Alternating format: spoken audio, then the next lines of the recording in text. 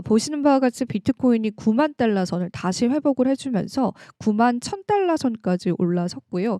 이더리움도 2,200 달러 선을 회복을 해 줬습니다. 시장 마켓캡이 3% 가량 상승한 게 보이시죠? 그만큼 시장의 수급 볼륨 그리고 시장의 유동성 볼륨이 높아졌다라는 관점에서 보시면 되겠고요.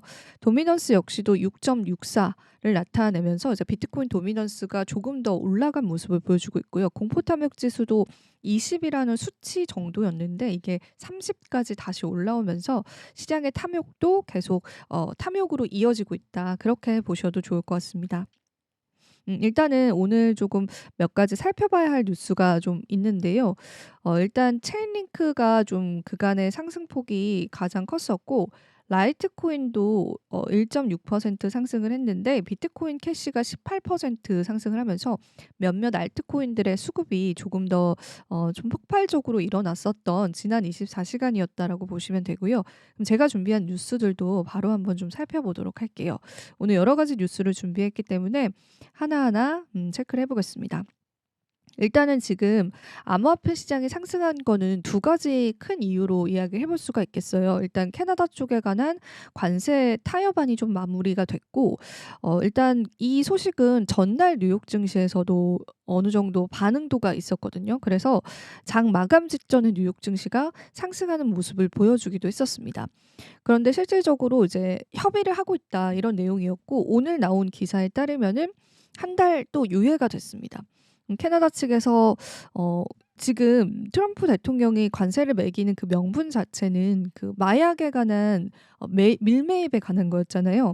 근데 이제 여기 보시면은 마약성 진통제인 펜타닐의 미국 유입을 막을 수 있다라는 거를 캐나다 정부가 증명을 해주고 그 부분에 관한 구체적인 어떤 해결책을 내놓는다면 그러면 이제 관세 부분에 관해서 타협의 여지가 있다 이렇게 이야기를 했었던 거죠. 그래서 실질적으로 멕시코와 캐나다 쪽에 관세가 유예가 된 상황이다. 요렇게 다시 보시면 되고요.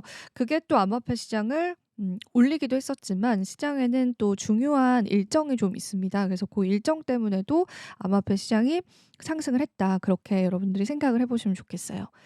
그리고 요거는 이제 오늘 같은 경우가 유럽의 방위비 증액 발표가 좀 있는데요. 지금 우리가 요런 관세 리스크도 있지만은 이 일전에 우크라이나에 관한 그 협정이 불발이 되면서 시장이 크게 눌렸었잖아요. 근데 이제 전반적으로 유럽 국가들이 이제 방위비를 좀 증액을 해야 된다라는 목소리가 좀 나왔던 부분이 있었어요. 그래서 요것도 한번 글로벌 시장에 영향을 미칠 수가 있어서 한번 이야기를 나누면 좋을 것 같은데요.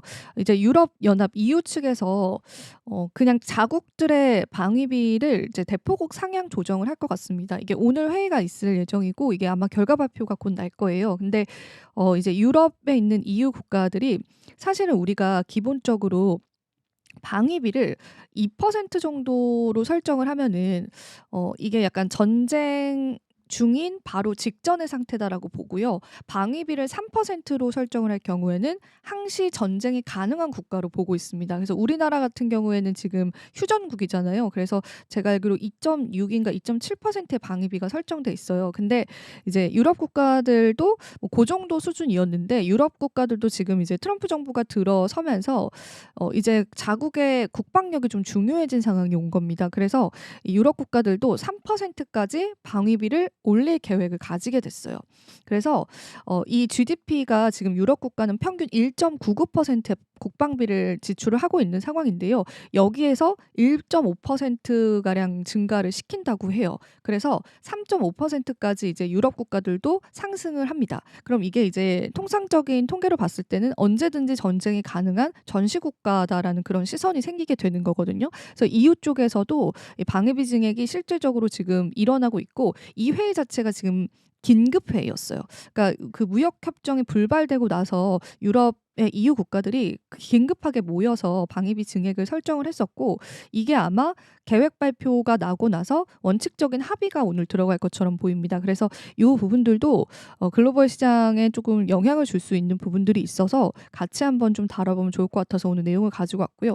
그리고 이제 유럽 측에서 지금 이 정상 회의를 통해서 추진하려고 하는 내용의 골자는 EU 이후에 공동 예산 있잖아요. 그 공동 예산을 각 나라들이 국방비로 지출할 수 있게끔 하는 그런 법안, 그리고 추가적으로 국방비로 쓰기 위해서 대출을 받는 그 규제 자체를 굉장히 완화하는 법안, 이런 법안들이 좀 포함이 될 것 같아요. 그래서 이제는 트럼프가 자국 우선주의를 내세우면서 각국 나라들도 자국에 관해서 조금 더 자국의 국방력, 경제력을 키워야 하는 상황이 좀 펼쳐지고 있는 것 같아요. 이제 그런 게 이제 EU 측의 행동을 보면 알 수가 있는데, 그래서 이제 그런 맥락에서 봤었을 때는 아직까지는 뭐 지금 뭐 트럼프가 무역 협정을 다시 하겠다 이런 이야기도 있고, 관세도 이제 유예를 했다 이런 이야기도 있지만, 뭐 시장에는 이런 대외적인 리스크들은 우리가 항상 있다라는 거를 염두를 해 두시면서 시장 대응을 좀 해 보셨으면 좋겠습니다.